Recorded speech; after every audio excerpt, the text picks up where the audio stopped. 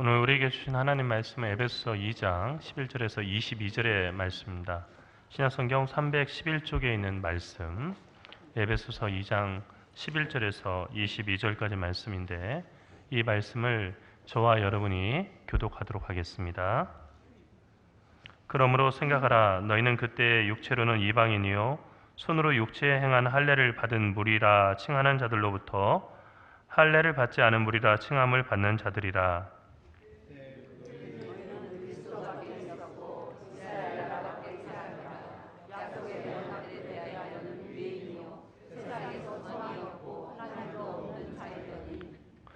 이제는 전에 멀리 있던 너희가 그리스도 예수 안에서 그리스도의 피로 가까워졌느니라.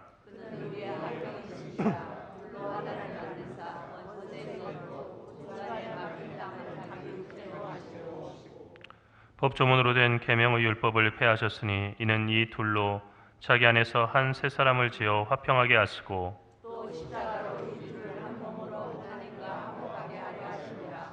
원수된 것을 십자가로 소멸하시고 또 오셔서 먼데 있는 너희에게 평안을 전하시고 가까운 데에 있는 자들에게 평안을 전하셨으니 이는 그로 말미암아 우리 둘이 한 성령 안에서 아버지께 나아가게 하려 하시니라. 그러므로 이제부터 너희는 외인도 아니요 나그네도 아니요 오직 성도들과 동일한 시민이요 하나님의 권속이라. 너희는 사도들과 선자들의 허리에 세우심을 입은 사람 그리스도 예수께서 친히 모퉁이 돌이 되셨느니라. 그의 안에서 건물마다 서로 연결하여 주 안에서 성전이 되어가고 너희도 성령 안에서 하나님과 그리스도 교차되기 위하여 그리스도의 예수와 함께 되어 가느니라. 아멘. 오래전 나온 영화지만은 최근까지 리메이크 되고 있는 혹성 탈출이라고 하는 영화가 있습니다. 영어의 표현에 oldies but goodies라고 하는 그런 표현이 있는데, 오래되었지만 정말 그 좋은 것이라 하는 것입니다. 이 영화도 그런 것이죠. 제작사 입장에서 옛날에 아주 그 까마득한 옛날에 만들었던 영화를 다시 만들 때는 그 영화를 만들어서 수익이 날 거라고 하는 것을 확신하기 때문에 그렇게 다시 만드는 것입니다. 그러니까 영화가 주는 메시지나 영화가 주는 감동이 수십 년이 지난 지금도 여전히 사람들에게 의미 있는 그런 그 감동과 교훈으로 다가온다는 것입니다. 이 영화에 나오는 주인공 침팬지 시저는 실험실에서 과학적인 조작에 의해서 그 지능이 향상된 유인원입니다. 유인원은 포유류 영장목 중에서 사람 상과에 속하는 동물들로 꼬리가 없고 사람들처럼 손과 그리고 발을 그리고 도구를 사용할 줄 아는 그런 동물이죠. 사람과 닮은 원숭이란 뜻이지만은 엄밀하게 말해서 유인원은 원숭이가 아닙니다.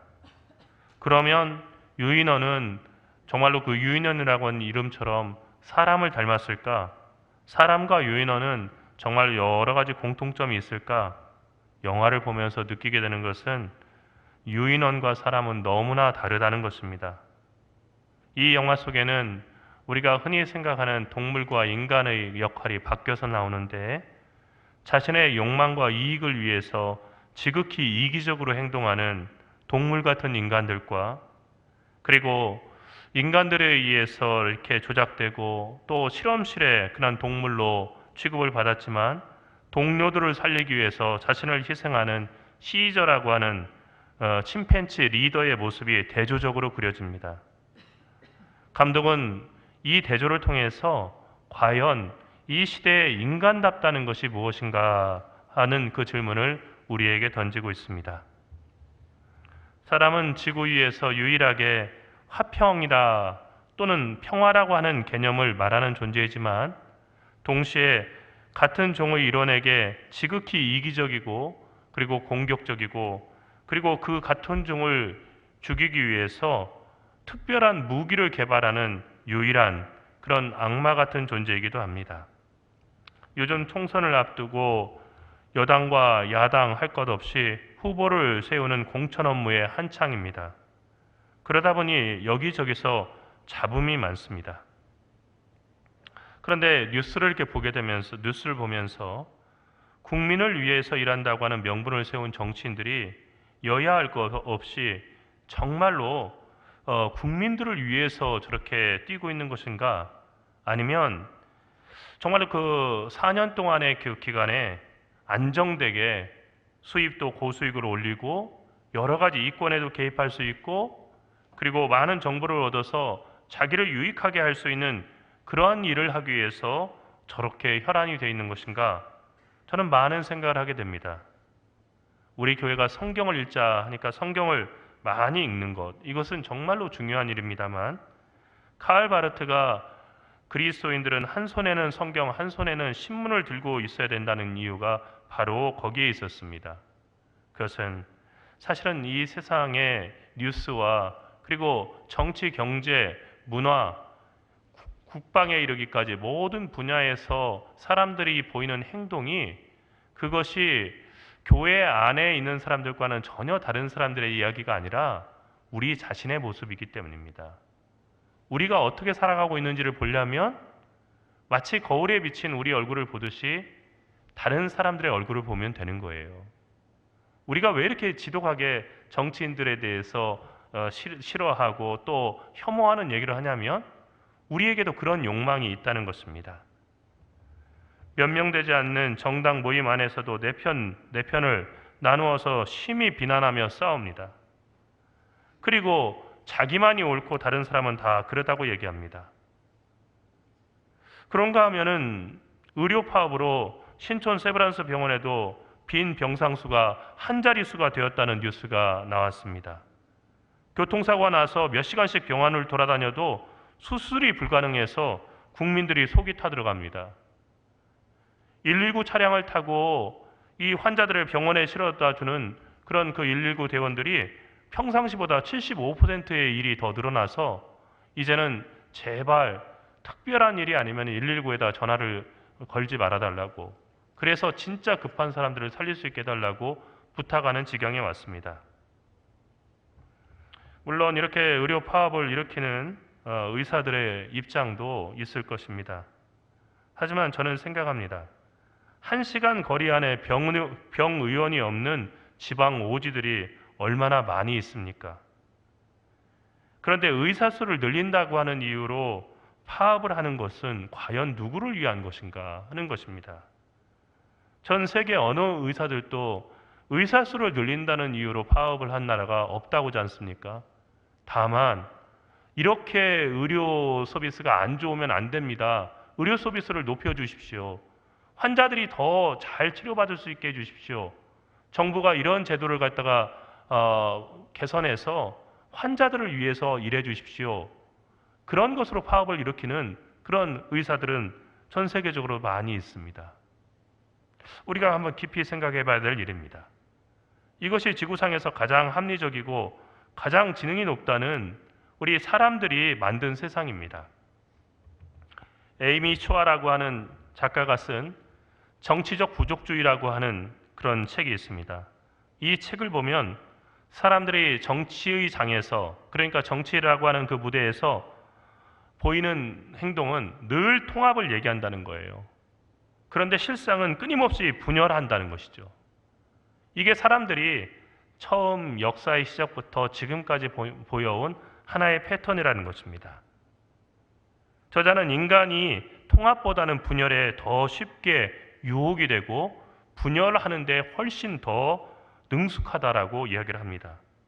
그것은 왜 그러냐면 모든 인간에게는 부족적인 본능이 있는 것인데 그 부족적인 본능은 어떤 집단인가 소속되고 싶고 소속되었을 때 더 안정감을 느끼고 집단 속에 있을 때 평상시에 하지 못하던 일을 할 정도로 과감해지고 용감해진다는 것입니다.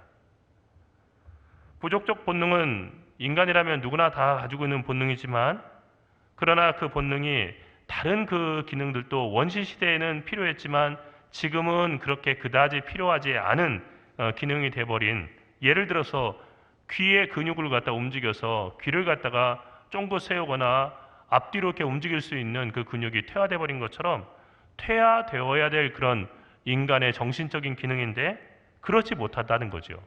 이것이 문제를 일으키는 겁니다. 다양성을 인정하고 나와 다른 사람들을 인정하고 살아야 되는 민주주의 사회에서 정치적인 부족주의가 심화되는 것은 정말 위험한 일입니다. 정치적인 부족주의에 빠진 사람은 자기 정당과 자기 정파를 위해서 객관적인 사실도 왜곡하고 남을 비난하는 데 전념하며 남이 안 되기를 바라고 배타적인 집단에 대해서 야만적이고 비인간적인 행동도 서슴지 않기 때문입니다. 여러분, 여당과 야당이 서로를 향해서 하는 얘기를 들어보십시오. 여러분, 이 뉴스가 우리 9시 뉴스가 되면요, 9시 뉴스가 보도되면 일본에 1시간 늦게 일본어 통역과 그 자막과 더불어서 일본에도 그대로 방송이 됩니다. 그런데 여러분, 이 뉴스가 그대로 나간다고 할 때 우리가 자랑스럽게 생각할 수 있는 그런 뉴스가 나가는 날이 며칠이나 되겠습니까? 정치의 품격, 이것은 국격입니다. 정치인들이 하는 말과 행동이 바로 우리나라 사람들이 어떤 사람들이고 어떤 수준에 있는 사람인가를 보여주는 것인데, 그렇지 못하고 이렇게 정치적인 부족주의에 깊이 빠져서 나라와 사회가 사분 오열되고 결국은 망하는 것이 뻔한데도 나만을 위해서 행동하는 것이 맞냐는 것입니다. 그런데 정치적 부족주의의 폐해는 반드시 정치 영역에만 해를 끼치는 것이 아닙니다. 가족 안에서도 자녀들을 두고 공부 잘하는 자녀, 그리고 내 마음에 쏙 드는 자녀를 편애하는 그런 부모가 있다고 한다면 가족 안에도 여러 가지 부족이 생겨나는 것입니다. 창세기에 계속해서 형제 간의 갈등 이야기가 반복해서 나오는 것은 우연이 아닙니다. 처음에 가족부터 세상의 모든 전쟁과 분열과 갈등의 시작은 바로 가정에서 시작됐고, 그 가정에서도 아담과 하와라고 하는 부부의 갈등이, 그 분열이 가인과 아벨의 분열로 이어졌고, 그 뒤에도 계속해서 사람들은 분열하면서 살았다는 것입니다. 교회도 부족적인 본능에 매이게 되면 하나님의 뜻을 벗어날 수밖에 없습니다. 여러분, 요즘 세상의 교회를 보십시오. 왜 세상 사람들이 교회를 멀리 하겠습니까? 물론 어느 시대나 교회가 세상에 인기 있었던 시절은 없습니다. 그리스도의 복음이라고 하는 것은 세상 사람들에게 걸림돌이라고 사도 바울도 얘기했었습니다. 하지만 오늘 이 시대의 사람들이 교회의 환멸을 느끼는 것은 조금 다른 이유입니다. 교회가 교회 같지 않고 기업 같고, 그리고 마치 장사하는 가게 같다는 것입니다.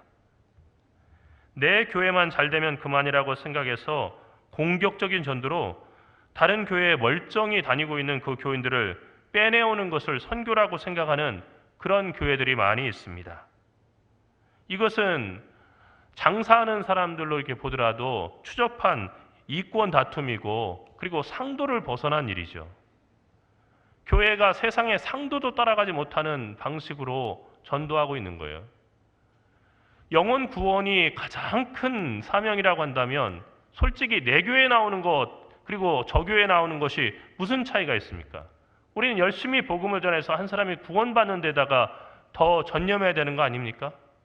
그런데 내 교회의 생존을 위해서는 다른 교회에 멀쩡하게 잘 다니고 있는 사람들도 이 교회로 끌고 와야 된다 하는 생각이 있는 거예요. 여러분, 이것을 한번 심각하게 우리가 생각해 볼 필요가 있습니다. 교회는 분열된 세상을 다시 하나 되게 하라고 그 유일한 아들까지 내어주신 하나님의 사랑을 믿는 사람들의 모임입니다. 또 주님 안에서 자신들이 분열을 극복하고 다시 하나가 될 수 있음을 믿는 사람들의 모임입니다. 하나 된다는 것은 매우 어려운 일입니다. 하지만 주님 안에서 될 수 있다고, 우리가 불가능하다고 생각하는 그 일이 주님 안에서는 될 수 있다고, 그것을 믿는 사람들이 바로 교회를 이루는 것입니다. 하지만 현실은 어떻습니까? 초대교회부터 지금까지 교회는 끊임없이 분열해왔고 내 편과 내 편을 나누어서 싸워왔습니다. 이런 교회의 모습이 말로만 국민을 위한다고 하면서 자기 편과 자기 부족 그리고 자기의 당선만 챙기는 정치인들의 모습과 무엇이 다르겠습니까? 아무리 세상 속에 산다고 하더라도 너희는 달라야 한다라고 하는 하나님의 말씀을 받은 사람들이 바로 우리 그리스도인들입니다. 세상 사람들이 다 타락하는 것? 하나님은 그럴 수 있다고 생각하십니다. 사람들은 세상에 대해서 큰 기대를 가지고 계시지 않습니다. 다만 이 세상을 사랑하십니다. 용서하시고 그 세상이 돌아오기를 바라십니다. 그래서 정말로 이 세상을 돌아오게 하기 위해서 표적이 되고 증거가 될 사람들을 세우기를 원하셔서 예수 그리스도를 통해서 먼저 믿는 우리를 그 표적으로 세우신 것입니다.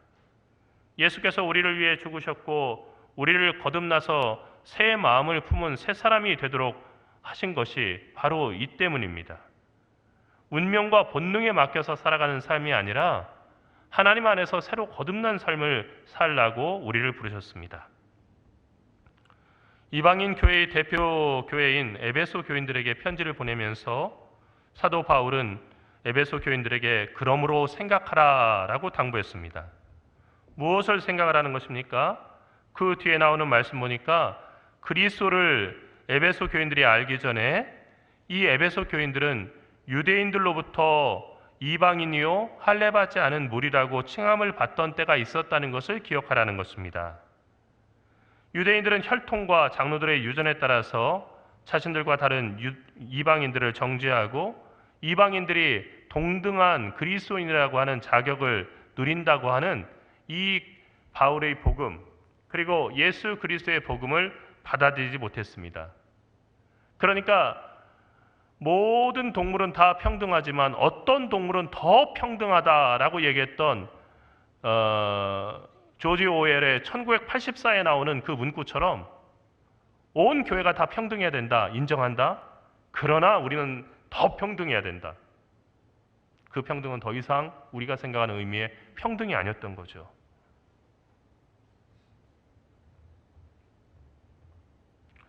이방인 에베소 교인들을 바라보면서 사실 그 유대인들은 절대로 저들은 우리와 같지 못하다고 생각한 것입니다. 그런데 이 시점에서 그런 갈등이 있던 에베소 교회에게 너희는 원래 이방인이었고 할례 받지 않은 무리라고 부름받던 때가 있었다는 것을 기억하라 하는 그 이야기는 자칫 우리가 오해하게 되면은 에베소 교인들이요 올챙이적 생각하지 못하는 개구리처럼 행동하지 말아라. 너희들이 언제부터 이렇게 대등한 그리스도인이었냐? 이렇게 에베소 교인들을 깎아내리는 얘기가 아닙니다. 정반대의 이야기를 하고 싶었던 거예요. 그것은 바로 사도 바울이 누구보다도 정말로 율법에 철저했던 진짜 유대인 사도 바울이 그들을 형제로 받아들였고 그리고 그들과 더불어서 그리스도 안에서 하나 되었다는 것을 선언하고 싶어서 이 이야기를 한 것입니다. 사도 바울은 이제 에베소 교인들이 그리스도 예수 안에서 그리스도의 피로 유대인 그리스도인들과 가까워졌다라고 말합니다. 가까워졌다는 것은 이방인 에베소 교인들이 유대인 그리스도인들과 비슷할 정도로 닮게 되었다는 얘기가 아니라 여전히 이방인인 에베소 교인들을 하나님께서 있는 모습 그대로 받아주셨다는 것입니다. 그러니까 아브라함의 후손들을 선택받은 선민으로 받아주시고 그들을 구원하러 예수를 보내주신 것처럼 이방인 에베소 교인들을 소중하게 생각하셔서 하나님께서는 유대인들에게 주는 그 사랑과 같은 사랑을 주신다는 표현을 가까워졌다라고 표현한 것입니다. 그러므로 유대인 그리스도인들과 또 이제 이방인 그리스도인들은 대등해졌다 하는 것이 사도 바울의 생각이었습니다. 이것은 이방인 그리스도인들이 유대인 그리스도인들과 권력 대결에서 만만해졌다는 그런 뜻이 아니라 이제는 서로 싸우지 않고 화해하며 하나가 되어야 될 상태가 되었다는 것을 말하는 것입니다. 여러분, 사도 바울은 그리스도께서 우리 죄를 위해서 십자가에 달려 죽으셨다고 하는 대속의 개념을 처음으로 말한 사도이자 신학자였습니다. 우리 죄를 대속하기 위해서 그리스도께서 십자가에 달려 죽으셨다라고 하는 이 표현들은 대부분 다 사도 바울의 서신에서 나온 그런 표현들입니다. 그런데 에베소서에서 바울은 그리스도의 십자가의 새로운 의미를 얘기합니다. 그것은 화평과 화목입니다. 즉 그리스도는 서로 원수된 채 있는 양편의 사람들을 가로막은 그 담을 자기의 몸으로 허무시고, 그래서 그 담을 허무시느라고 온몸이 다 상했고 생명까지 이루셨고, 서로 판단하고 정죄하던 율법을 다 폐해버리셨다는 것입니다. 율법 때문에 너는 옳고 너는 그르고 나는 옳고 이렇게 판단하는 그 판단을 없애기 위해서 율법을 폐하셨다라고 이렇게 사도 바울은 얘기했습니다. 그런데 여러분, 이 율법을 폐한다는 말은 실로 위험한 말입니다. 이 에베소서를 수천 년이 지난 지금 우리가 읽고 있지 않습니까?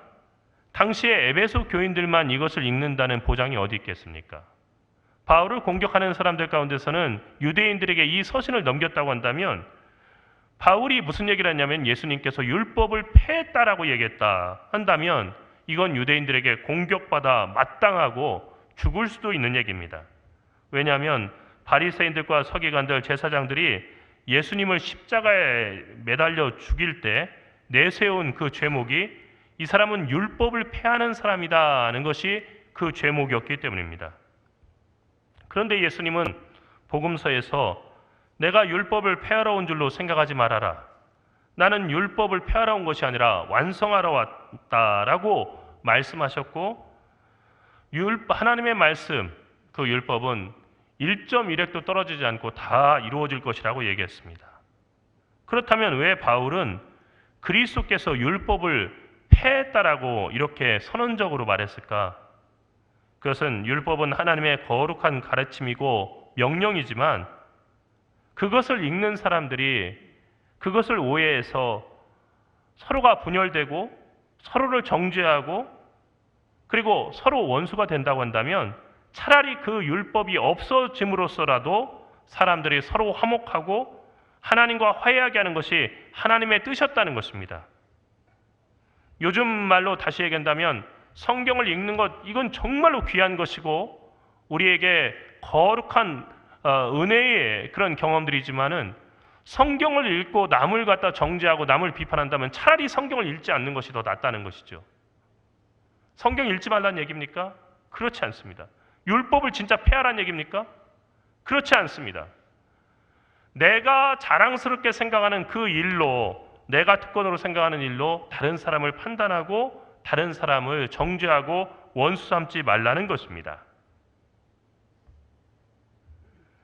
사도 바울은 교회 안에 이제 외인, 그러니까 이방인이나 나그네는 없다라고 말했습니다. 교회 안에는 외인이나 나그네가 있어서는 안 된다는 얘기입니다. 교회 안에는 오직 동등한 권리를 가지고 있는 성도들만 존재해야 됩니다. 또한 동일한 천국 시민과 하나님의 권속만 있어야 합니다. 권속이라는 말은 참 좋은 말입니다. 권속이란 한 집에서 거느리고 사는 식구들을 말합니다. 같은 밥상에 앉아서 밥을 먹는 밥상 공동체 식구들을 권속이라고 옛날 어른들은 그렇게 표현을 했었습니다. 교회에 모인 우리는 인종과 고향과 정치 성향, 신분이 다르다고 해도 모두 다 하나님의 식구라는 말입니다. 우리나라도 다문화가 되면서 매년 귀화하는 분들의 숫자가 늘어납니다. 태어난 고향, 인종, 피부색, 종교 모든 것이 다른 외국인이지만 귀화 신청을 통해서 대한민국 국적을 취득하게 되면 엄마 뱃속부터 대한민국 국민이었던 다른 시민들과 동등한 권리를 받게 됩니다. 하지만 귀화의 과정은 쉽지 않습니다. 여러분, 그런데 우리나라의 역사를 가만히 보면요, 우리나라는 단일 민족 국가가 아니에요. 남방계와 북방계가 만나가지고 서로 이렇게 살고 있고요. 그리고 세종실록을 갖다 보게 되면은 많은 여진족들에게 우리나라로 이렇게 귀화할 수 있는 권리를 줘서 조선 사람이 되게 하고 그들이 농사짓고 관직에도 오를 수 있도록 배려를 했습니다. 고려 시대는 더했지요. 그러니까 우리나라는 수많은 인종들이 함께 포용적으로 섞여서 오늘의 우리의 모습이 됐다는 거예요. 그런데 언제부터인가 우리는 단일 민족이고 그리고 피가 섞이지 않은 순수한 민족이라고 하는데, 여러분, 임진왜란과 그리고 몽골과의 항전을 지나면서 어떻게 그런 일이 가능할 수 있었겠습니까? 고려 시대 때 나오는 그 수많은 외국인들에 대한 그 기록들은 그런 우리 역사에서 어떻게 지워버릴 수가 있겠습니까? 우리 모두 다 이방인이었던 사람들이 중국의 성을 가지고 있고 그랬던 사람들이 이 한반도에 정착을 하면서 이 나라 사람이 되어 살고 있는 겁니다. 마찬가지입니다. 예수께서 하나님 나라의 외국인이었던 우리에게 천국의 국적을 주시기 위해서 우리를 위해서 달려 죽으셨습니다. 그러므로 예수님은 우리의 화평이시라고 오늘 사도 바울은 얘기하는 것입니다. 분열된 우리를 하나 되게 하시는 분이 바로 예수 그리스도이시기 때문입니다. 우리가 예수 그리스도를 믿는다는 것은 우리와 화해를 원하셔서 예수님을 보내신 하나님의 그 크신 사랑과 반드시 우리를 하나 되게 하실 수 있는 하나님의 능력을 믿는다는 것입니다. 그 하나님의 사랑과 능력을 믿는 사람은 먼저 형제 자매와 화해해야 합니다. 그리고 더 나아가서 원수와 화해해야 됩니다. 그리고 누구와도 원수를 맺어서는 안 됩니다. 앞서 말했듯이 인간은 가만 놔두면 알아서 분열에 힘쓰는 정치적인 부족주의자입니다. 하지만 예수님은 우리가 본능에 따라 살지 않고 하나님의 뜻을 따라 살게 하기 위해서 십자가에 달려 죽으셨습니다. 나와 생각이 다른 사람을 용납하지 못하는 사람들이 예수를 죽였습니다. 하지만 예수님은 십자가 위에서 자신을 죽이는 사람들마저 용서하셨습니다. 오늘날에도 나와 다른 사람을 용납하지 못하는 사람들은 예수를 십자가에 못 박는 사람입니다. 예수님이 우리의 화평이시라고 한다면 우리는 나와 생각이 다른 사람들을 포용해야 합니다. 예수를 믿는 시간이 길어질수록 예수님을 닮아가야 합니다. 그러려고 예수 믿는 겁니다. 나와 다른 사람들을 용납하고 나와 원수된 사람들을 화해해야 하다는데 내 힘으로 안 되니까 기도하고 내 힘으로 안 되니까 성령의 능력을 힘입어서 그 일 하려고 우리가 교회에 오는 겁니다. 가는 곳마다 분열을 일으키는 사람이 아니라 갈라진 곳을 잇는 사람, 뿔뿔이 흩어진 사람들을 주님의 사랑으로 그 사랑의 끈으로 하나로 묶을 수 있는 사람, 실망스러운 정치인들의 모습이 바로 우리의 군상이라는 것을 잊지 않고 내 안에 저런 분열의 모습이 있구나 하는 것을 반성하면서 나의 좁은 생각과 편협한 생각으로 다른 사람을 정죄하는 일을 멈출 수 있는 지혜를 가진 사람이 될 수 있기를 간절히 바랍니다. 세상의 평화는 우리 안에 있는 편협한 생각을 고치는 데서부터 시작됩니다. 기도합시다. 하나님, 오늘 이 땅에 여러 갈등과 분열의 모습을 우리가 가슴 아파하며 주님께 기도드립니다. 주님, 신문지상과 그리고 TV 뉴스에 나오는 그런 뉴스의 주인공들을 보며 손가락질하고 또 열을 내며 비판하기도 하지만 그들의 모습이 바로 우리들의 모습이라는 것을 우리는 애써 부정해 왔습니다. 나와 생각이 같고 또 나에게 잘해주는 사람에게는 늘 웃는 낯과 더 가까이 하는 그 따뜻한 말로 그들을 위로하지만 나와 생각이 다르고 나의 이익에 손해가 되는 사람에게는 악마와 같은 분노로 그를 파괴하려고 애쓰는 것이 저희들의 모습이었습니다. 하나님, 부끄러운 저희 옛사람의 모습이 변하게 인도하여 주시옵시고 예수 그리스도의 십자가 그 보혈을 기억하면서 우리가 미워하는 그 사람도 역시 예수께서 하나님의 자녀 삼으시려고 피 흘려 죽으시고 사랑하신 우리의 형제요 자매라는 것을 잊지 않도록 인도하셔서 원수까지 사랑할 수 있게 인도하여 주시옵시고 그리고 그 사랑으로 이 세상의 미움을 정복하고 모든 사람을 평화롭게 할 수 있는 주님의 자녀들 될 수 있게 인도하여 주시옵소서. 주님, 총선을 위해서도 기도합니다. 주님, 여야 할 것 없이 정말로 하나님을 경외하고 백성들을 진심으로 사랑하는 좋은 일꾼들이 세워지게 인도하여 주시옵소서. 그래서 그 당을 위해서 일하는 것이 아니라 위기에 빠진 이 대한민국을 위해서 일하고 그리고 정말로 이 조국의 미래를 위해서 땀 흘릴 수 있는 신실하고 충성된 일꾼들 뽑힐 수 있게 인도하여 주시옵소서. 교회 안에서 이 정치 문제 때문에 서로 갈라지지 않게 인도하여 주시옵소서. 영원한 하나님 나라 바라보고 그리고 하나님께만 소망을 두고 살아가는 저희들 되게 인도하여 주시옵시고, 다만 나라를 위해서 기도하고 주님께 간구하는 정말로 애국하는 우리 그리스도인들 되게 인도하여 주시옵소서. 감사드리며 사랑하신 예수 그리스도의 이름으로 기도리옵나이다. 아멘.